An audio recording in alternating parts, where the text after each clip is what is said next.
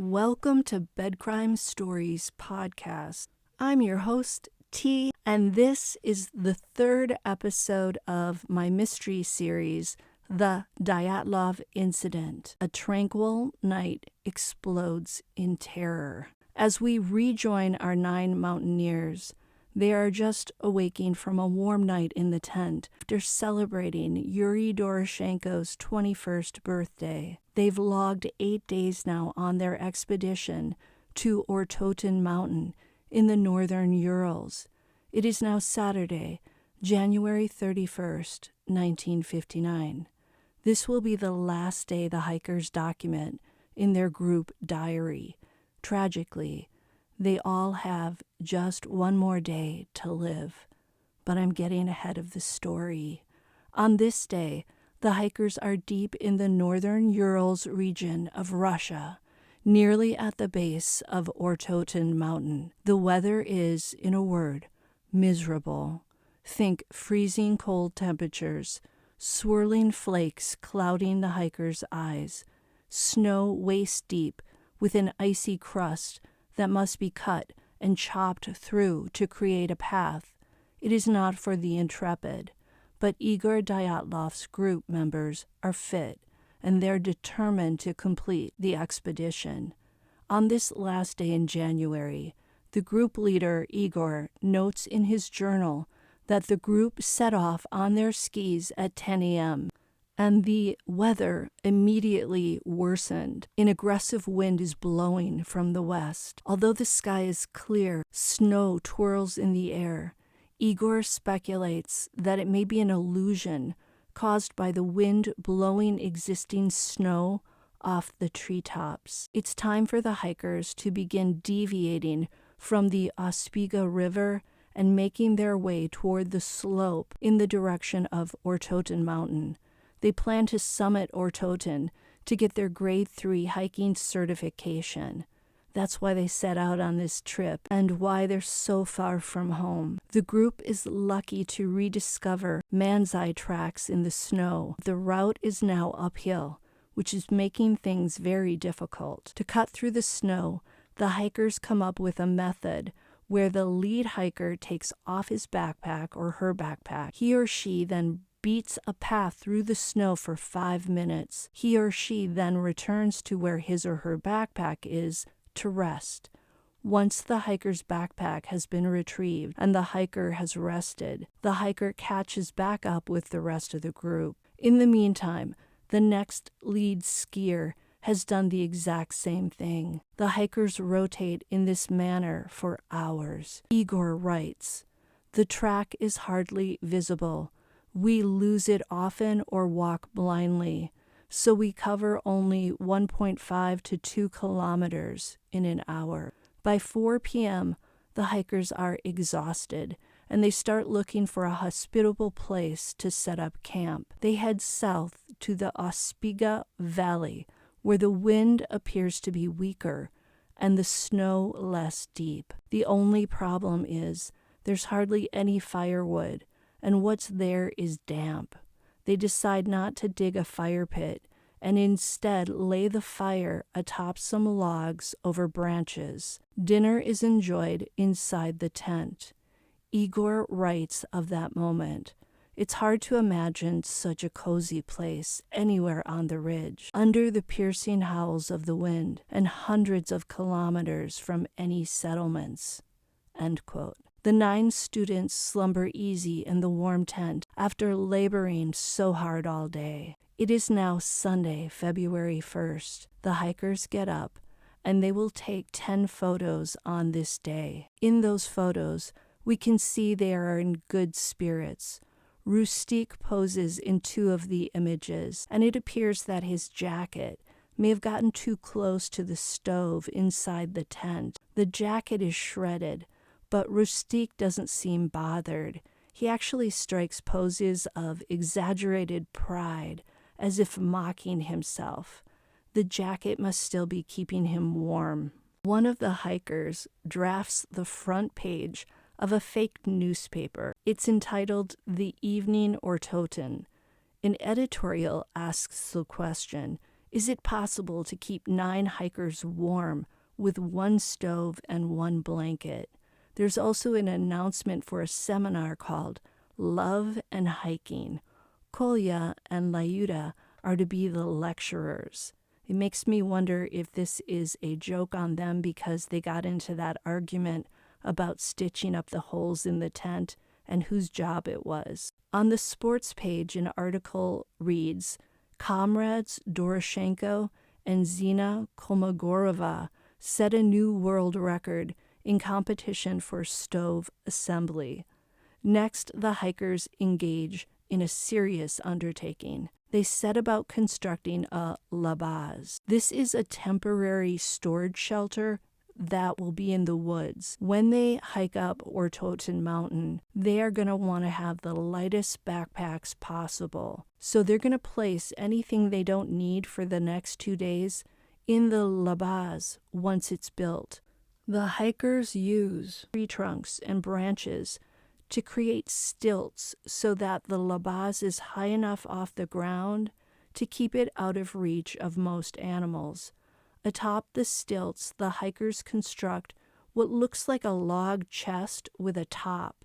It takes most of the morning to build. They place their extra food, extra skis and boots, a spare first aid kit, and supplies needed for the journey back towards civilization post the summit of Ortotin Mountain. Among the items placed in the labaz is Georgie's mandolin. Finally, the hikers head out and ski all afternoon. The terrain is difficult and the weather blinding. A snowstorm is upon them. The group skis in single file under a dark, ominous sky and bone-chilling cold. The expedition has become even more challenging as they head up the slope. They arrive at what will later become known as the Dyatlov Pass at 3 p.m. Because of the dark, cloudy skies, they decide to set up camp early. The sun will set at 4:58 p.m., and as the storm worsens, it becomes clear their tent needs to be assembled as soon as possible. Once the sun sets, without the benefit of the moon, it will be pitch dark outside. They won't be able to see 2 feet in front of them. Igor, the group leader, picks a spot up on an east-facing slope on what will later come to be known as Olachal Mountain. This mountain is at an altitude of 3,540 feet. It isn't steep enough for avalanches to be of great concern, or so they think. It's above the tree line, though, which means it's exposed to the elements, namely the fierce wind that's blowing. But that's the type of challenge the hikers signed up for, at least Igor did. And Igor loves this kind of stuff. The spot is also such that they can all see Ortotin Mountain in front of them. In the morning, they can just pack up and head straight to that mountain. Someone makes a note in the group diary to take a photo of the campsite in the morning so that they can show the hiking commission back home. Setting up camp will take several hours, and the hikers are having to work against the ferocious wind coming from the west. Everyone's working in sync because they don't have much time before darkness. They begin by putting 8 sets of skis on the snow, side by side, like planks of a floor. The 9th set of skis is used as a vertical support to keep the makeshift platform from budging. One of the hikers places an ice axe in the snow next to the tent. It's there just in case they need it. Next, they unfurl their 6-foot by 13-foot tent. It's hard to get it upright with the wind whipping the material. They position the tent sideways on the slope with the entrance flap facing south. It's not until 8:30 p.m. or so that Lyuda and Zina finally head inside. The custom is for the 2 females to go in first. Once inside, by the light of flashlights, they take out the stove, food, and blankets. All of the hikers' mostly empty backpacks are arranged on the floor, as insulation against the cold. Above them, the young women lay several blankets for added warmth. Any holes in the tent are stuffed with clothing and pieces of fabric. Despite the gale force winds outside, the tent is well rooted to the slope. 5 of the male hikers finally head inside to join Zina and Lyuda. The 7 hikers inside take off their damp boots and remove their jackets to allow them to dry near the stove. Sasha and Kolya are still outside, making sure everything's in order. Outside, the wind is getting nastier by the second and picking up speed. It's howling with an intense rage, almost impossible to imagine. It's like a train coming down the tracks. Finally, Sasha and Kolya go inside. They close up the tent's 3 layers of toggle clasps. Then they drape a sheet in front of the flap to try and keep the wind out. It's beginning to warm up inside from their body heat. The hikers decide to eat a light dinner of cold ham and biscuits. The stove isn't yet set up, and it's going to take some time. What the hikers cannot know in these moments is that they're never going to set foot on Ortoten Mountain. They will never achieve grade 3 certification, although they've certainly earned it. And the worst night of their lives is about to go down. None of them will live to see the sun rise. But for now, Zina and her ex, Yuri Doroshenko, continue to put the stove together. Someone opens a packet of hot cocoa and puts it in a mug in anticipation of the stove. The stove is made of folding cast iron panels, and it features a collapsible chimney. And while it sounds easy to put together, it's not. So far, the least amount of time it's taken is 1 hour and 2 minutes. On this night, Zina and Doroshenko do not finish assembling the stove. Why? The stove is the only thing other than body heat that will keep them warm. One can logically speculate that whatever drove the hikers tearing out of the shelter of their tent that night into 25 below temperatures, absolute darkness, and almost certain death, happened before the hikers finished putting the stove together. I believe it went down while Zina and Doroshenko were working on this task. That is when the mystery begins to unfold. Here's what we know. The hikers frantically tore out of the tent. We know this because 1, those positioned toward the front of the tent opened just enough toggles to escape through, and that would be the south-facing flap, the only opening on the tent. 2, the hikers who were positioned toward the rear of the tent took a knife and cut a slash from inside the tent out, a slash just large enough for them to get out. To deliberately cut a large tear into their only shelter out in the winter wilderness meant the hikers thought they would die if they stayed inside that tent. Think about that for a second. What did they hear and experience that meant staying inside the tent was a certain death? They had to have been afraid of dying, because heading out of the tent into the extreme winter conditions would also be life-threatening, depending on what they were wearing and how long they remained outside in the elements. The hikers didn't take the time to put on all their clothing, their boots, their hats, their gloves, before they exited the tent. Each hiker was wearing whatever they had on right before whatever happened.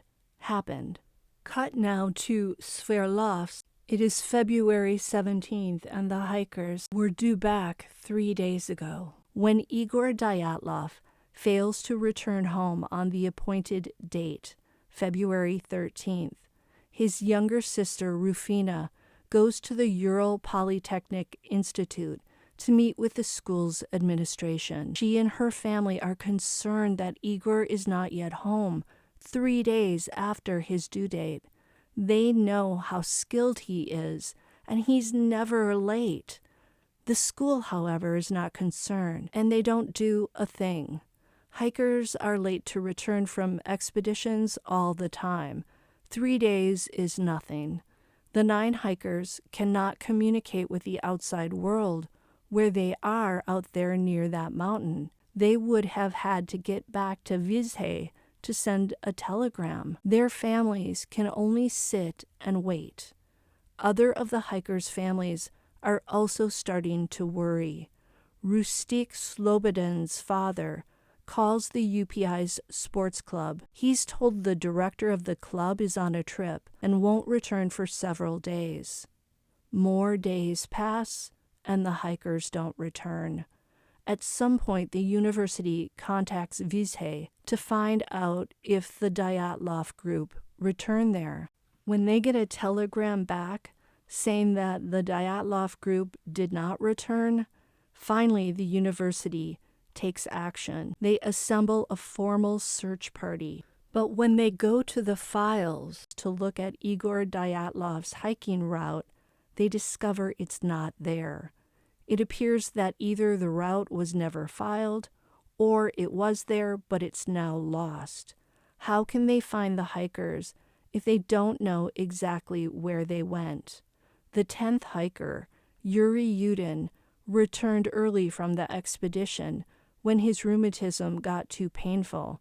But instead of going directly to the university, he went back to his hometown to spend time with his family.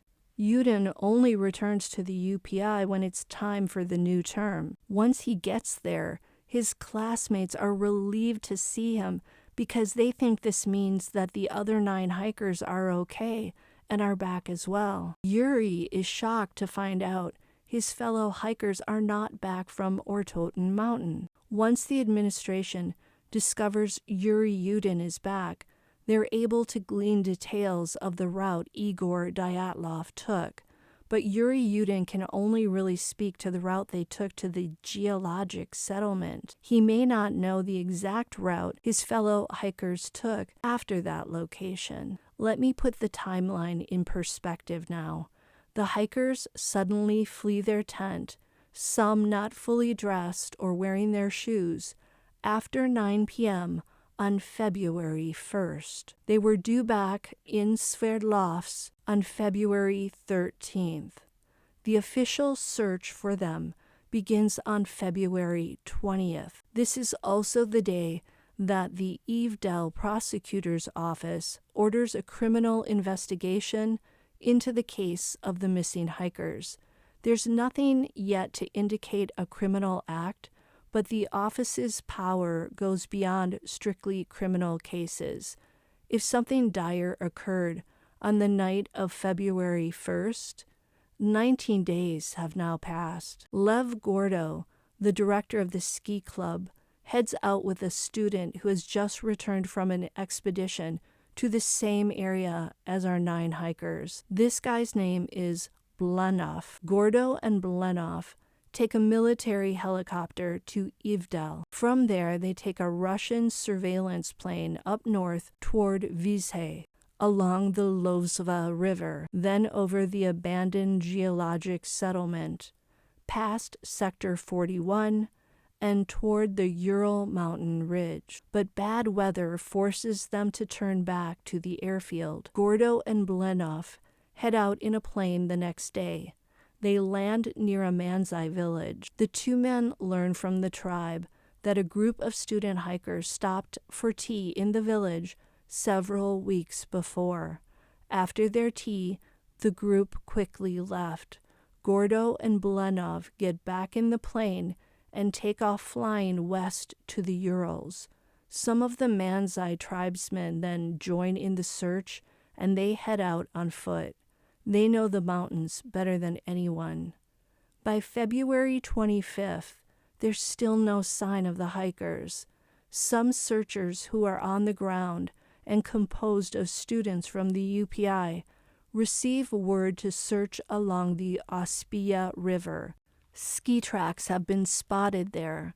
The search team picks up on the Dyatlov group's trail, and they also come upon evidence of one of their campsites along the river. At day's end, the searchers set up camp. The next morning, however, the wind is so strong that the Dyatlov ski trail disappears under the snow. The searchers decide to continue along the river. One of the searchers, a volunteer named Ivan, suddenly says he feels sick and must turn back. The rest of the group think he's making it all up because he's scared. Before Ivan leaves, he tells the searchers to continue in the direction of Ortotin Mountain until they come upon a streambed at the bottom of a slope. Because of the westerly winds in that region, Ivan says the snow has accumulated on the slope, creating potential avalanche conditions. Ivan suggests that the Dyatlov group may have gotten buried in the snow. The searchers take Ivan's advice. They head in that direction, but they break up into pairs so that they can cover more territory. In the afternoon, one of the pairs spots something up a slope. They see something about 70 meters to their left. It's a black spot. As they hike up and approach it, they see it's part of a tent. The tent's poles are still upright, and the south-facing flap entrance is still standing as well. However, recent snowfall has covered most of the top of the tent, causing it to sink. The searchers call out, but receive no answer. They see an ice axe sticking out of the snow and a partially buried flashlight in the on position, but burned out. One of the searchers grabs the axe and uses it to rip the tent open. There are no bodies inside. The searchers see ham and biscuits out and ready to be consumed. They spot a mug of cocoa powder. As the searchers scan the landscape, it begins to snow, and it's late in the day. They realize that they need to get back to base camp. Once there, they convey the news of their finding. A radiogram is then sent off to the Ivdel investigators. A reply later comes back telling them not to touch anything in that tent. But obviously it's too late for that. More searchers arrive the next day, which is February 27th. As news of the tent spreads, police with search dogs show up as well. There aren't any tracks in the snow for the dogs to follow. Farther down the slope, where the land is mostly flat, the searchers pick up impressions in the snow. About 20 yards from the tent, there are multiple sets of footprints. Some of them are large, some are small. The large prints seem to be from someone wearing boots. The smaller ones look as if the person who left them wasn't wearing any shoes or boots. They count 9 sets of prints, and they extend about a half a mile toward the river valley. The tracks split into 2 parallel lines, both continuing in the direction of the valley. At some point they come back together, but then fresh snow leads to the tracks disappearing. The searchers can no longer see the tracks. But they continue despite that. Halfway through the day, some young men stumble upon a spot that seems a little off. Below a 25-foot-tall cedar tree, they see charred cedar boughs partially buried in the snow. Next, they spot what looks to be evidence of a fire pit, but it's a messy fire pit, not one that was carefully prepared. It's clear that it's not a man's-eye fire. North of the fire pit, something is sticking out of the snow. A closer look reveals a human knee. It's a body frozen in the snow. More searchers arrive as news spreads, and they begin to excavate around the knee. Below the snow, they find not one body, but 2. 2 men lying side by side. Strangely, they're not wearing jackets or pants. One is wearing a checkered shirt and a pair of swimming trunks under long underwear. Only the right leg of the long underwear is intact. The left leg of the underwear has been ripped away. The man's feet are bare.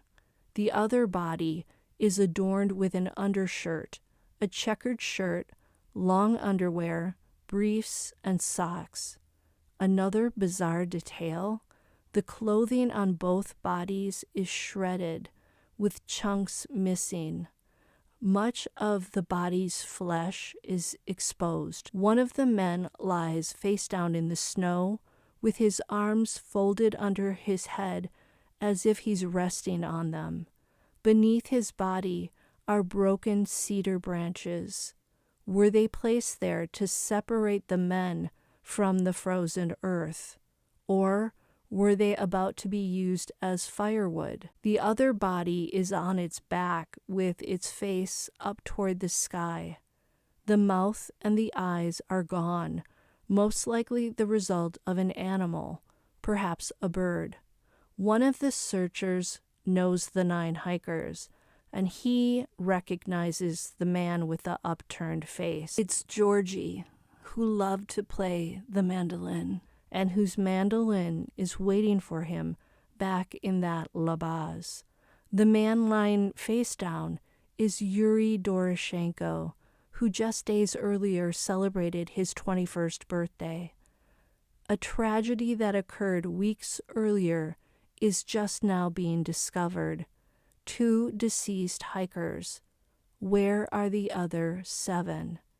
Around Georgie and Doroshenko, there's evidence of firewood and fir twigs having been gathered for a fire, but they were never used.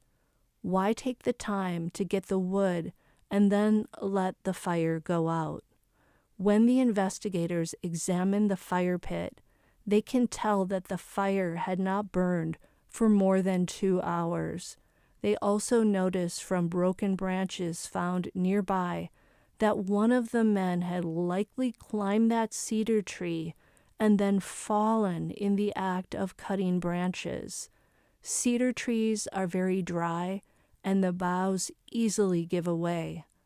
Such a fall would explain the cuts and bruises that are found on Doroshenko's body, and why he was found lying atop those branches. It appears that once the fire started, it would have been large enough to keep them warm, but it wasn't big enough to remain burning for very long. Additional footprints near the fire make it seem like there had to have been at least one other person with Georgie and Yuri Doroshenko near the tree at some point.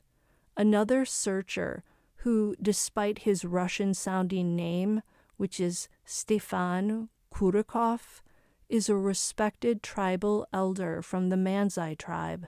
It turns out Manzai tribe members sometimes adopt Russian names.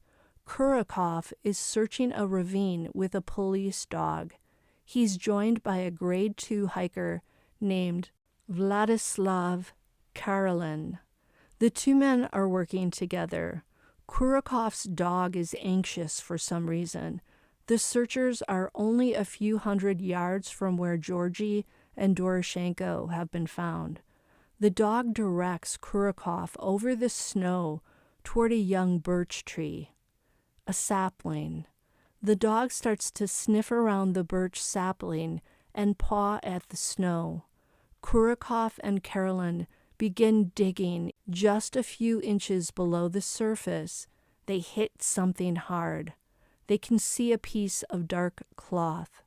Suddenly, they see the shape of an elbow. They keep digging and find an arm, hands, another arm.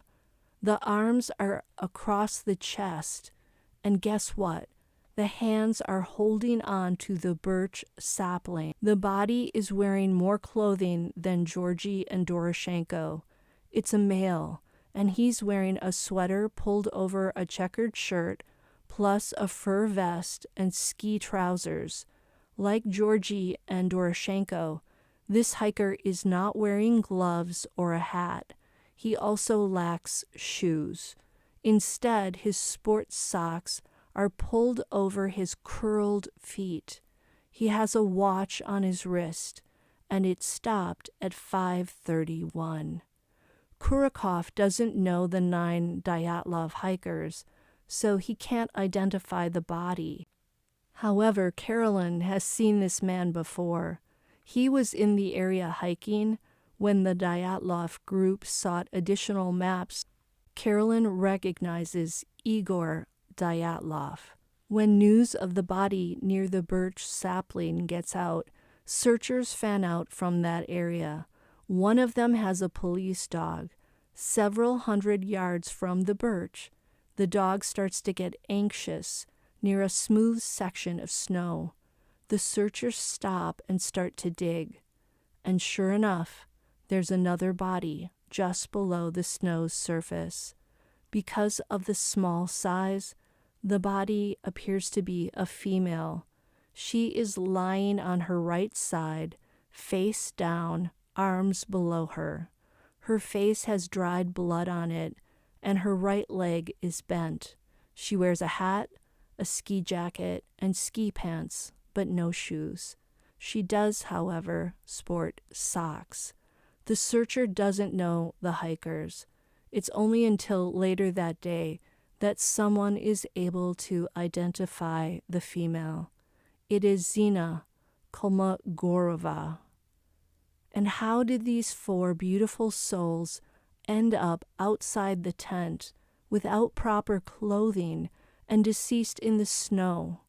The first theory to float about is that the hikers were swept down the slope by gale force winds. A radiogram sent from the base camp to Ivdel reads as follows: in 16 hours, 4 bodies found in different places, and they are scarcely dressed and barefoot, which leads us to believe they were swept by a storm." End quote. However, back in Ivdel, that theory is questioned. Investigators are wondering why things left inside the tent, if the people were swept away by the wind, are still intact. The ham and the biscuits on a plate still sitting neatly out for dinner, and the tent's poles are still upright. Thus, it doesn't make sense that the wind led the hikers to tear out of the tent. As night comes over the area, the searchers head back to base camp.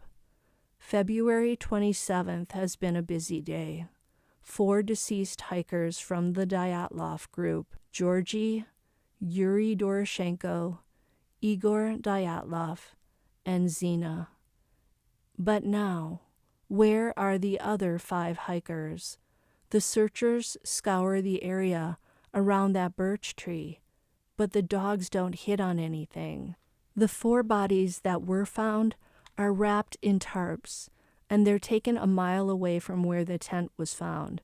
They're placed below a huge boot-shaped rock called Boot Rock, in anticipation of being flown to Vizhe for autopsies. The prosecutor in Ivdel writes up a report. It reads, "The tent was set on the slope at a height of 1,079 meters. An even spot was made under the tent with skis laid at the bottom. The tent was covered with snow. The entrance was partly open with sheet curtains sticking out. Urine traces were found. Someone had been taking a leak. When the tent was dug out, a tear in the tent on the slope-facing side close to the entrance was found, with a fur jacket sticking out of the hole. The descent-facing side was torn to pieces. A pair of bound skis was lying in front of the tent entrance. Arrangement of things inside the tent are catalogued." End quote. When news of the 4 bodies gets back to Sverdlovsk, where the students attended the Ural Polytechnic Institute, shock descends. Next comes blame. The families are upset that the university allowed students to go on such a dangerous expedition. Back near Ortoten Mountain, after the 4 bodies are found, the searchers focus on the trail of footprints leading down from the tent. But the dogs aren't hitting on anything today, likely because the snow is deeper than it was near the birch tree. Searchers begin using steel avalanche probes to jab deep into the snow. It's grueling work because the snow is densely packed and it has a crust of ice. It is not until March 5th that another body is located. Carolyn is probing the snow in a previously unexplored area about 1,000 yards from the hiker's tent. Suddenly, he hits something not far below the snow. He and his fellow searcher dig the snow away, and Carolyn is able to identify the body. It's Rustik Slobodan. His body is lying face down with his right leg bent below him. His right fist is pulled to his chest. He's wearing a checkered shirt, sweater, ski pants, several pairs of socks, a ski cap that's still on his head, and one felt shoe. If the wind blew the hikers off the slope, you'd think Rustik's cap would have blown off as well. Rustik is halfway between where Igor, Dyatlov, and Zina were found. He's oriented toward the tent, like Zina was. Were they trying to work their way back up to the tent when they collapsed? There's some snow near Rustik's nose and mouth that may indicate he was alive for a little while after he fell. The front of his head is dark, and it looks like he sustained a blunt force trauma to his head. Did he get hit by something? Did he run into something as he tore away from the tent in the darkness? His body is moved to the same area near Boot Rock to be transported to Sverdlovsk for autopsy. 5 hikers found and 4 are still missing. Next time on the Dyatlov Incident, we will join the searchers as they finally find the remaining 4 hikers. We will also talk about what the autopsies reveal about each hiker's injuries and cause of death, and what those items suggest about whatever event drove the 9 hikers from the warmth, safety, and security of their tent. I hope you'll join me and the searchers for that. Until the next time, on Bed Crime Stories in association with Carnage Street.